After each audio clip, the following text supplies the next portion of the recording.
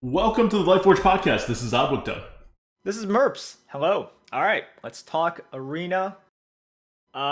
People are not super duper happy with the way that arena is right now. I don't know if you guys who are listening out there have experienced that and they're like, "Oh, Merps is nailing what I'm thinking," or if you have been watching streamers, a lot of people have been very vocal about it. But let's talk about what the meta is and what metas should be, and let's get to the bottom of this frustration that people are showing. Yeah, we're titling this one Meta of the Future because we are now in the meta of the future. This is the first meta of the future, as in the meta is probably not going to change in the future significantly from this, except for times in which they bring wild back and then the meta is going to get worse, as you see. Like actual wild, not like 3 years ago wild, like 6 years ago wild. So the current meta is defined by all of these big power plays, combos that are easy enough to piece together in arena that everybody's going to hit a couple of combos, and they're big. They are as big as game-ending combos were even 2 years ago. 2 years ago, you pull off some of the combos you pull off now, game's over. Now, you pull off one of these combos, I don't know, you have like a 50% chance of winning at that point. Like a 50% more. So if you had if you were like tied with your opponent, you had a 50% chance of winning at that point. Then you do your giant combo. You now have like a 75% chance of winning. Like it just goes 50% towards 100% victory, right? Like that's the meta right now. Why? Because your opponent has ways to recover. Everybody has so many things, and the reason this came about is not because of any weird offering rate things. If anything, the weird offering rate things that are happening, we'll talk about Warlock afterwards. But a lot of that is actually to control the power level and to bring things down, right? You're getting like caverns brought down. You're getting like some of the worst offenders in the paladin category brought down. Like all of these are actually trying to control what's happening here, but it's still out of control. It still feels out of control for the vast majority of really good players and probably the vast majority of veterans because it's just a power level that's different than before. So we're going to talk about the meta of the future and just kind of where it goes and what you can do about it right after this. But first, I'm going to explain just one of the things that you look for in this meta, right? Because you could say, look, if I don't get the most ridiculous, sickest deck, I'm just going to lose, right? Like, that's a lot of people's attitudes about it, and that's wrong.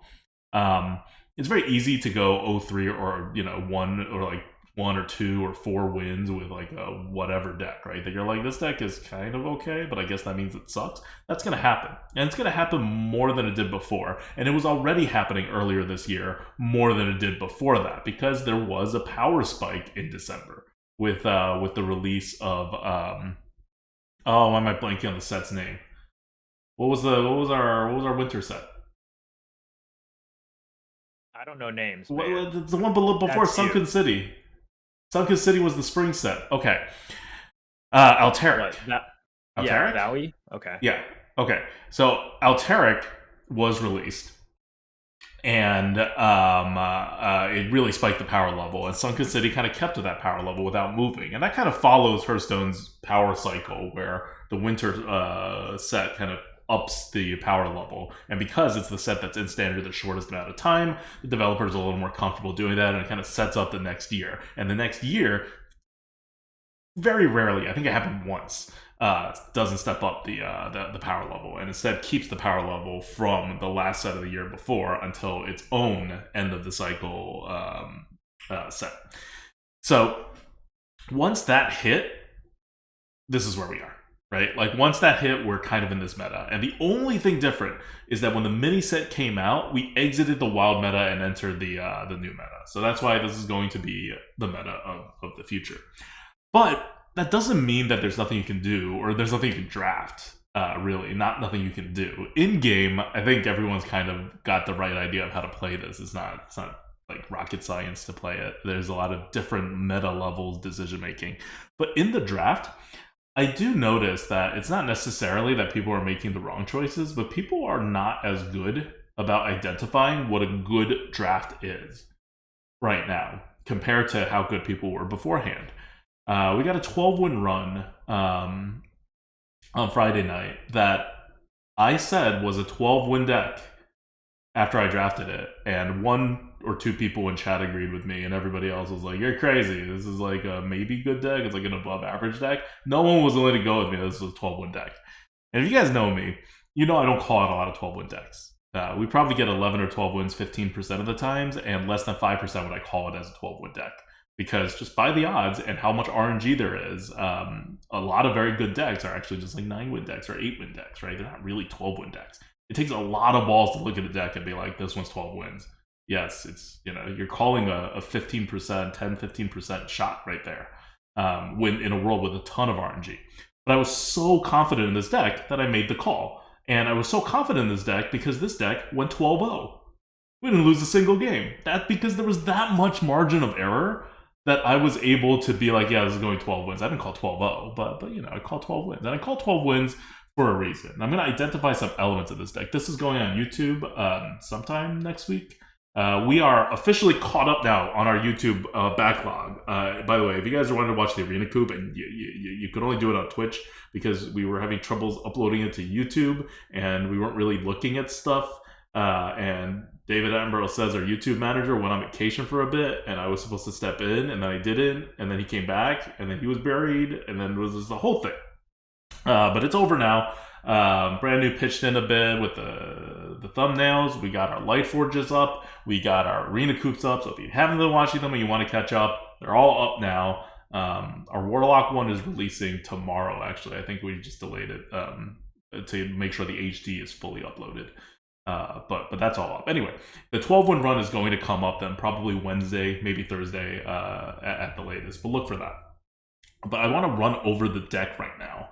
Not like on a card-by-card basis, but just the very few items I looked at in the deck, and I said this was a 12-win deck, and it went 12-0. So here's what makes a good deck. The first thing, the first hole that everybody pointed to and was like, this is why this deck is going to fail. So it's a mage deck, first of all. And mage is like a okay class, but not like a top class or anything. We have 3 1-drops and 2 2-drops in the entire deck. The 1-drops was like a bubbler and 2 pelicans. And the 2-drops were like regular-ish 2-drops, like 2 3s or 3 2s, right? And that's all we had. So everyone said, oh, you don't have 2-drops. No problem. You don't need 2-drops in this meta. This is not a meta where 2-drops are going to win you or lose you the game. But more than that, we kind of had 2-drops. Pelicans are 2-drops. It's a 4-1. That's basically a 2-drop. A bubbler is a 2-drop to everybody besides a demon hunter, because you're gonna have to either ping it, which takes 2 mana tempo wise, even though you lose a card to kind of go up against it, or it's a 2/4, which is a 2.5 drop really. So we actually had 5 2-drops, and people just focused on the fact that it was technically 2 2-drops, whatever. And then we had 6 3-drops, 5 4-drops. None of that really mattered too much. But you have a vaguely normal curve. You don't have to put a lot of focus on it. It just kind of has to sort of be there. You can have a little bit of hole, a little bit of a dip. It's not the biggest problem in the world right now. Second, we had combo outs. That's what I identified immediately, which is that those big, giant swings that you see that defines this meta, this deck had them. Now, it takes a little bit to piece together. They're not 100%, but it's never 100%, right? They're big, giant swings. They can't be 100%, oh, I got a raid boss Anexia. I guess I win now if I get to 10 mana. Like, it's just a couple cards in the game like that. But for the most part, maybe 2-3% of players are going to have those. You're probably not. So you don't really need those. You could take the combo-y approach, which is what this meta, and I think a lot of metas going forward, and especially if you listen to Matt London, who is in charge of arena offering rates and how the arena future is progressing in his team, they have said, like, they have tweeted, they have responded, they have said they like synergies. So we are in a synergy-heavy meta right now that they purposefully selected to be synergy-heavy. And they're probably going to keep doing it because they like it. That's how they envision arena future to be, and we just kind of have to get used to it. And what does synergy mean? It means getting more stuff than you're supposed to, right? So if the baseline is Night Captain, then getting more stuff than you're supposed to is got to be like significantly more than Knight Captain, which becomes these ridiculous swings. Anyway, we had what I call 4 outs. I think you need at least 3 for a deck to be good, 2 for a deck to be average. If you have less than 2, then you're in the troubling decks that you're going to like probably not hit 6 wins, 75% of the time. And an out is just the ability to totally flip the game. That if your opponent that your opponent needs to generally spend 3 or more cards and or 2 turns just to respond to whatever the heck you just did. And that's the kind of pace that this game is. That's the kind of swing that this game deals with now. And if you have an out, it doesn't mean you play it immediately. We play our outs when we think it has the most impact, which is another skill that you'll have to learn. That used to be less of a thing, right? It used to be like, oh, I put my synergy together, we're playing it this turn. Why? Because we win the game. Why would you want to win the game a turn later, right? You're giving him more chances to put out Raid Boss Anexia. But in these times, you just kind of have to assume that your opponent also has counter outs. So when you play your big bomb, your opponent plays their big bomb. So you got to like pick your spots to like maximize the damage of your big bomb, or bait out some of the opponent's ways to deal with your big bomb before you put your big bomb out. But what do I mean by big bomb? Let's go there. So the first bomb we had was literally a bomb. It was Queen Ashara. It's a mage. We have plenty of spells. We have spells that generate spells. We have other things that like generate stuff. We're gonna have a decent amount of spells. So eventually, as long as the queen is in my hand, she's probably gonna come out, and that gives a Colossus. It's a very inefficient Colossus with the queen with the delay, right? It's not like actually just having a Colossus, but it's almost like having a Colossus, and Colossuses are ridiculously good. So we had that one out. It's a late game out, although we hit it on curve a couple times actually, which was game over. But this is probably responsible for like 4 of the 12 wins. I would say just you Queen Ashara, and then they either can't respond or it takes all their resources to respond and you push out. Or when I say 4 games, I meant 4 major impact games. So it includes games in which we were losing, and then Queen Ashara brought us back. And it wasn't like we were going to win after that, but we're in a much better position that other stuff could carry it over. So that's Queen Ashara. That's your classic example of a bomb. Other bombs are, we had 4 discover spells. I counted those as 2. I count each discover a spell card, whether it's a Scorpid, or it's the Ruined Orb, or it's, I'm forgetting the name, the 6/4 5-drop that generates a spell. Each one of those... Conjure? Huh? Conjure, yes. Conjure? Yeah. Yes. So each one of those has like, I don't know if it actually has a 50% chance of getting one of those game-changing spells like Rune or like whatever. Well, I'm probably exaggerating, right? Like it probably has a less than that amount of chance of actually generating the card. So maybe a third of an out each thing that generates a spell, because mages have these big spell bombs and you have a good chance of discovering them. So I think those cards everyone look at as good, but in a meta like this, those cards are the best cards in the game. You cannot get single cards better than them, because you have a chance for an out. However good your Gangplank is or your Knight Captain is, it is not a chance for an out. That's what was so freaking ridiculous about Mothership, was that it was always a chance for an out. Like your Mothership can always put out 5/4 worth of tempo with initiative that could preserve the body and then pop out 2/3/4s. And it would do that like 30% of the time back then. It doesn't do that as often anymore, so it's a little more under control. But that's an out. That's a 1 card out, and that was a rare card, rare neutral card. So here you have chances to find an out. Chances to find an out is better than no chance to find it out. Knight Captain gives you no chance to find it out. 0. Ruined Orb gives you what, a 1/3 chance to find it out. That's good. That's just, in this meta, that is much more valuable than the tempo card advantage analysis at its fundamental base. So we had 4 of those. And then finally, we had a Gray Parrot. Now, a Gray Parrot is a good card, but we identified this on like the first day of the meta, which is that a Gray Parrot in a meta like this that is synergy heavy and where outs are so important, a Gray Parrot is an amazing card. And we did not have any spells to really back it up. We had a Blizzard, which is not the best spell to come out of a Great Parrot. You really want something better than that. And we had a overcharge, overload. I forget what the card is. It's one that deals 8 damage, and then it summons a thing for all the damage, over damage it deals. I'm blanking on the card's name. Oh, Arcane Overload. Oh, Arcane, is it Arcane Overload? You got that word stuck in my head now. I don't think it's Overload. It's over something.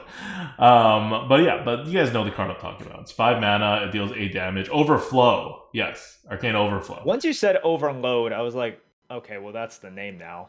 Yeah, so it deals 8 damage, and whatever overage it deals, like if the opponent only has 4 health, for example, it summons a 4/4. If it has only 1 health, it summons a 7/7.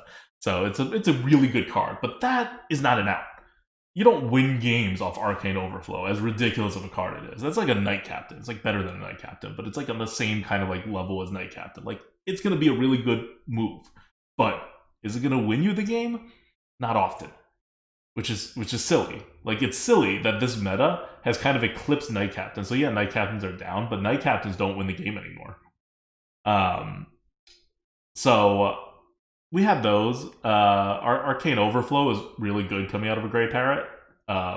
Blizzard, not so much. And those are the only 2 high spells in our entire deck. But what we could do is we could generate high spells, right? So sometimes the Grey Parrot became an out when we generated a high spell. But usually we just used it to Blizzard again, and it was like really good. It still functioned as an out. Because you Blizzard once, what do you want to do after a Blizzard? You almost always want to Blizzard again. And here you go, you get to Blizzard again.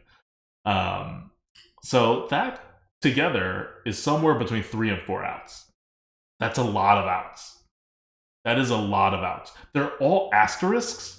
Grey Parrot doesn't function by itself, and we only had 2 cards, only one of which was a premium card that allowed it to function, but it functioned enough times for it to do stuff. Discoverers are not guaranteed, but it'll function enough time for it to do stuff. Queen, you do need the spells, and it does take a long time, and then you can't really miss on a Colossus, but you could, right? Like, you could get one that's not what you need, and then you'll play it. It's small, 4 mana, essentially, but it's not going to help as much. But none of that matters. What matters is the number of outs you have.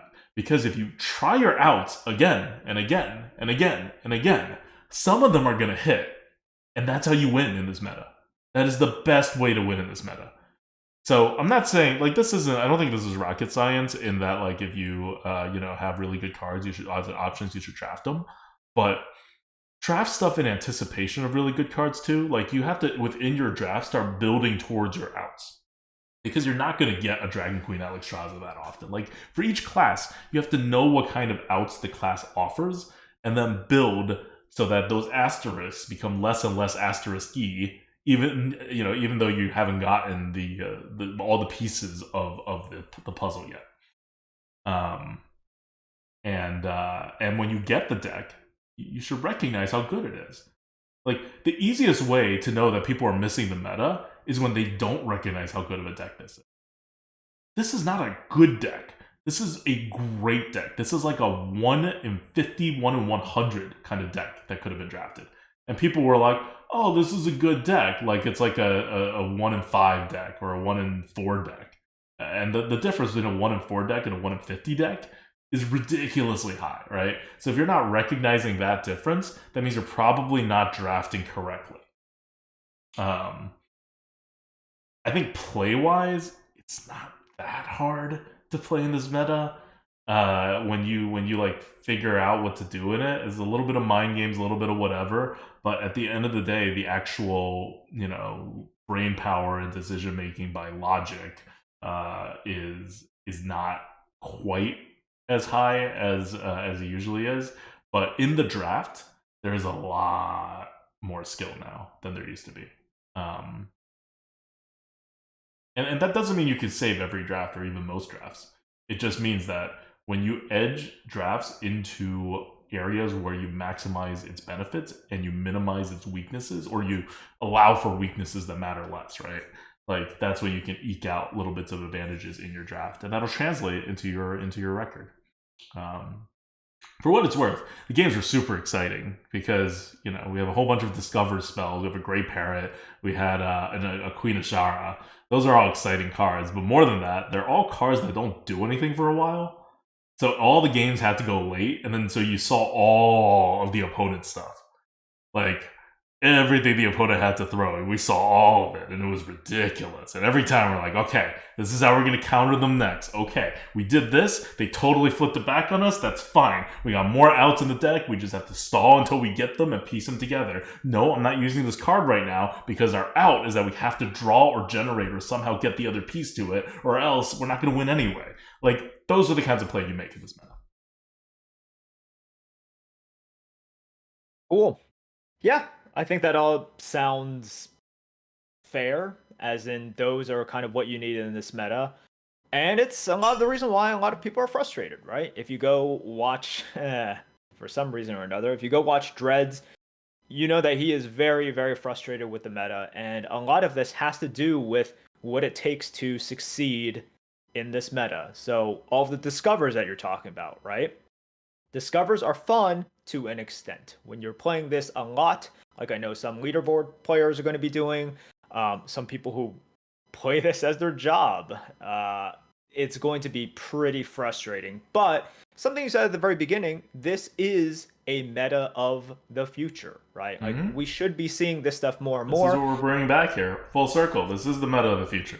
This is the meta of the future. And Matt London and team has been very responsive in the timing of changes. For example, all of the latest adjustments, right? And also taking away rarity to some extent. Like, commons can be basically as rare as epics, for example. We have seen that.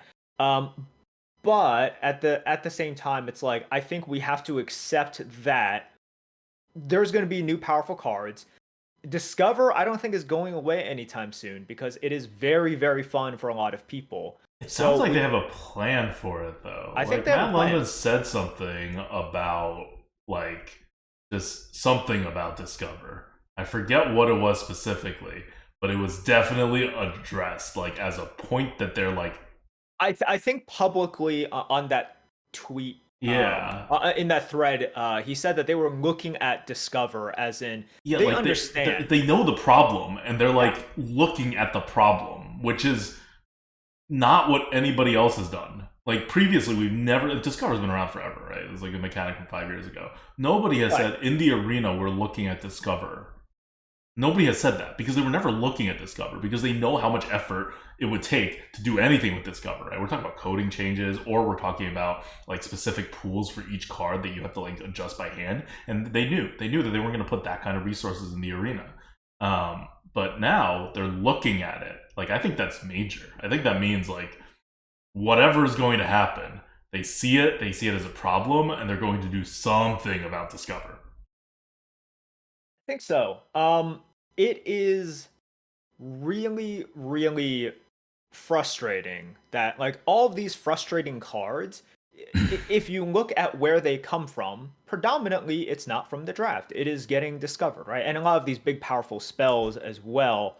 And you could do offering rates for discovers to some extent. I don't know if that's possible. You could also make it such that the meta that is currently meta doesn't allow for, give them so much time to do all of this. Like, part of the reason why parrots are so good is because there's enough time to do parrot things, right? You hold parrot in your hand, whether we're talking about the shaman parrot or the mage parrot, you get value out of these parrots always. Like, always. Nobody is challenging you, right?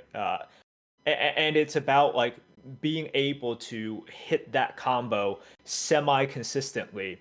So I think, like, unless there is some major change to it, caveat here, if we're talking about the future metas, a caveat is like, okay, at least the system that we have here in place, it will be the same. Like, we're talking about adjustments here, new expansions, doing this, doing that. Not like, oh, we completely revamped it and it's now Arena 5.0. Oh, don't say that. Like don't Duels say that. 2.0. Oh, no. But no, my nightmares. I know. It's like, oh, it's duels 2.0. But so here's what I think will happen. Powerful cards are going to get printed. I think the way to address this somewhat is to, and this is going to be tough because you can adjust this in two ways. You could take away discovers, as in like, okay, so there's actually new, and probably because this is how Blizzard does it, invisible offering rates such that when you discover a dragon, your chance of discovering RBO is really super low.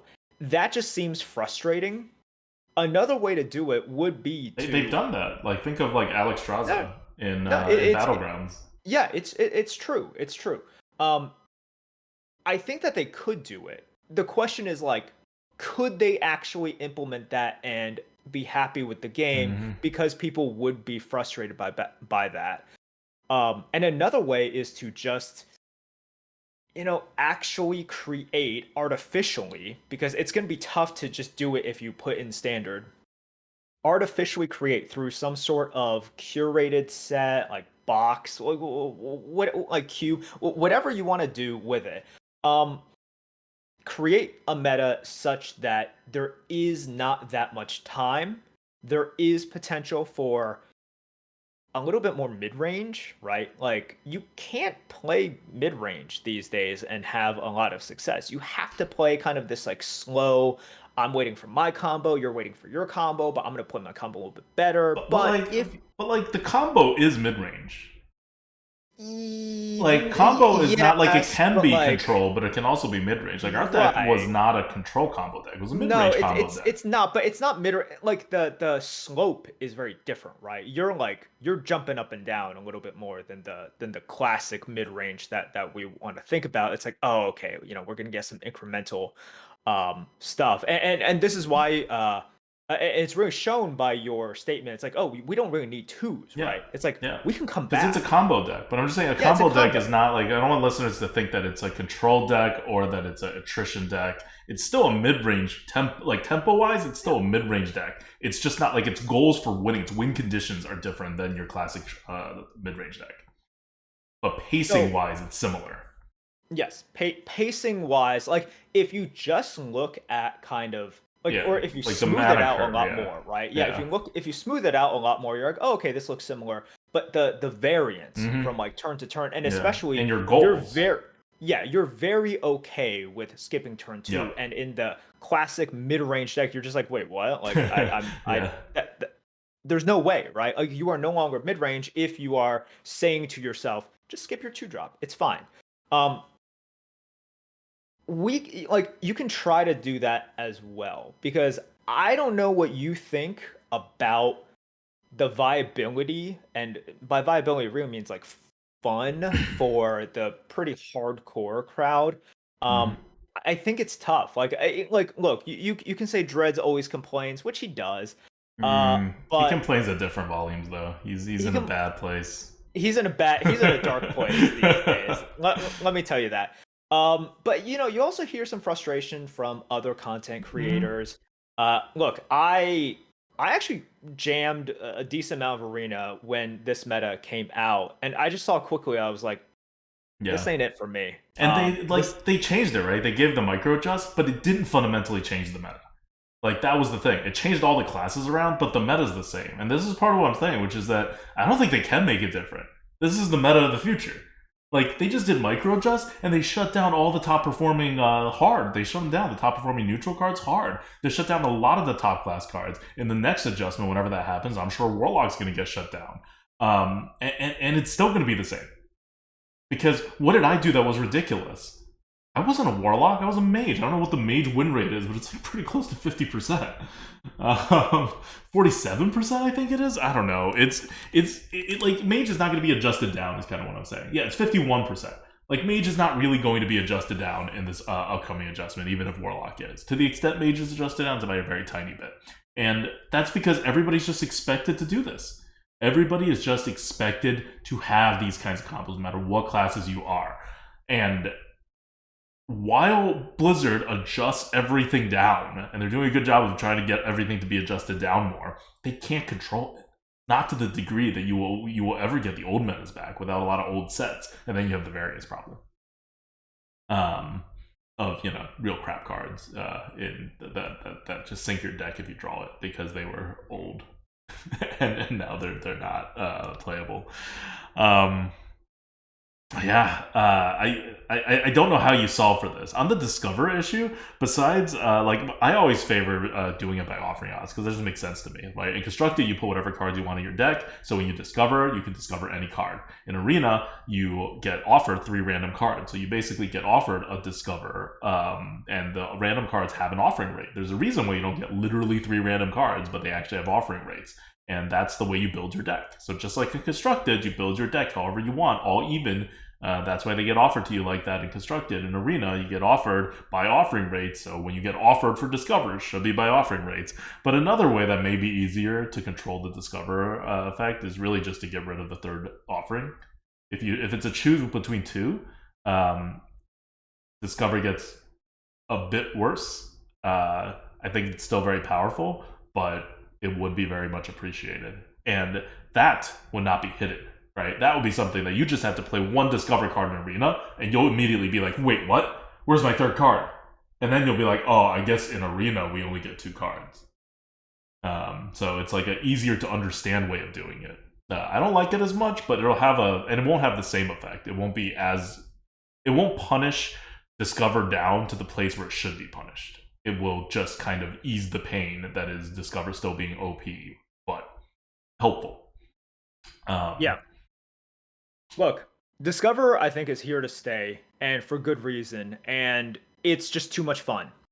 It's too much fun for too many people. It's going to stay. It might not stay in its current form, which is untouched, but I think for us to ask that Discovers be reduced in Hearthstone, that's probably not going to happen. So I think any idea has to go forward with like, okay, so Discover is going to keep being printed. What do like? Let's accept that, and then what do we do about it? How do we work around that, or how do we tweak that in some arena-friendly way that also doesn't require too much work? Hopefully, so that's kind of the future. Like, the power level is going to keep on increasing, but what you want to decrease are these feelings of lack of control. These feelings of, I just lost all this advantage that I took so many turns to get because they discovered and they got something, or maybe they just top deck something, but like the discover aspect feels so much worse, right? Like, let's say they top deck like Scorpid into a giant spell, or they top deck the Bronze Explorer into next turn a huge dragon, whether it's RBO, whether it's Alexstrasza, whatever, right? So I think that is kind of going to be the future. Like, and I think that's what we should be pushing, like ways to work around that. I think that we should be doing that. I think they see it as a problem. Like, I mean, Matt Lynn already said that they were looking at it, but you can't solve it. Like, you can solve Discover, but Discover is not the only problem. It's not even half the problem. It's just kind of the problem that's been around the longest. And, like, it's something that can be solved. Like, if you look at what I'm calling outs, more than half the outs you have in a deck in this meta are not going to be from Discovers. They are going to just be inherently in your freaking deck because of synergies. So if you control the Discovers, let's say you nerf the Discovers down by half of what they're supposed to do or whatever, right? Like, you got to put some randomness in there still. Maybe you go a little harder. Either way, you've reduced your total amount of outs in this meta by like 25%, 33% at absolute most.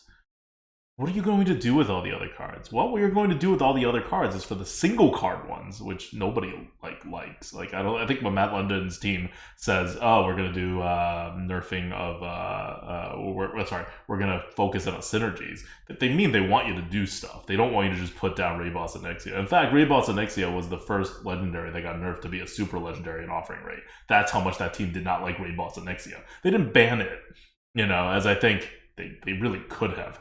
But they did take unprecedented action with a legendary card. So they're not big fans of those kinds of cards, and you see them nerfing offering rates for the stuff. But when it comes to combos, they're not going to nerf them. That's not what's going to happen. And so you're going to keep having this kind of power level.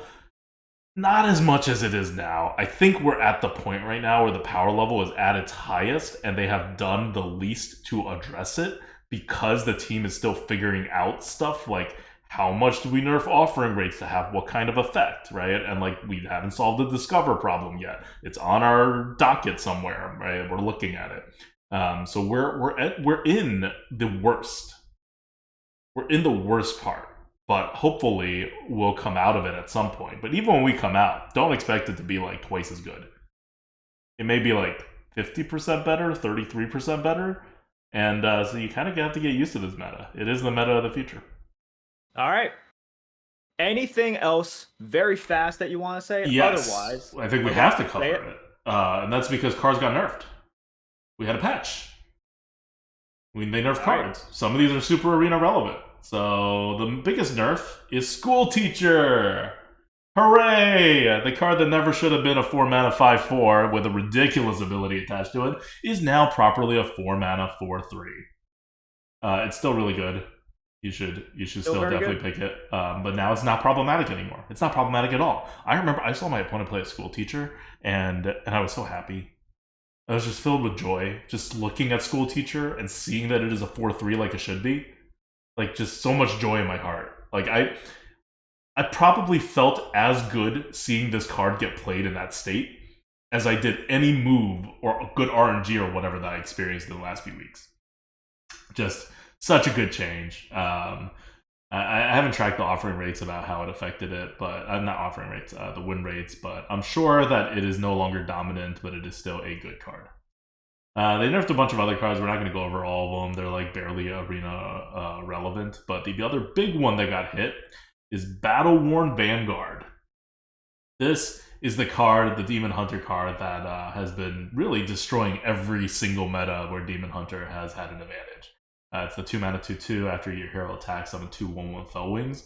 So on turn 3, your Demon Hunter deals 1 damage, has a 2/2/1/1/1/1. Like, it's just totally silly for arena. So now it's a 2/1 instead of a 2/2. And it's still an insanely good card, but now it makes more sense. Yep. That's really the status of both these cards that got nerfed. Still very pickable, very good cards, but yeah, it's not crazy anymore. Mm-hmm.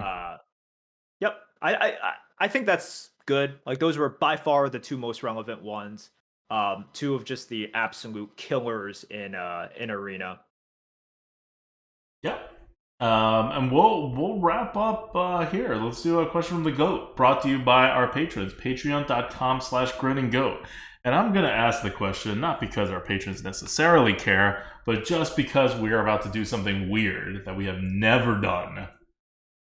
And that is, we're breaking up the Lightforge and the Coop on this Sunday. Right now that you're recording, if you're watching this live, what's going to happen next is not the Coop. It is not Merp's leaving because he needs to do something.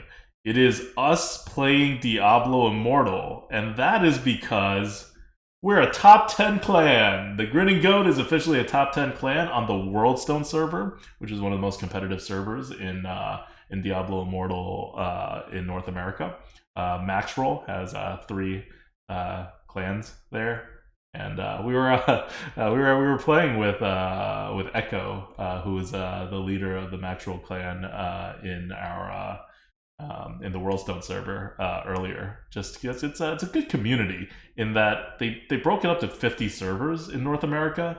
So the servers we don't need how many servers. What we do need is to tell you guys that we have been dominating. We will continue to dominate. If you are interested in playing, get on the Worldstone server.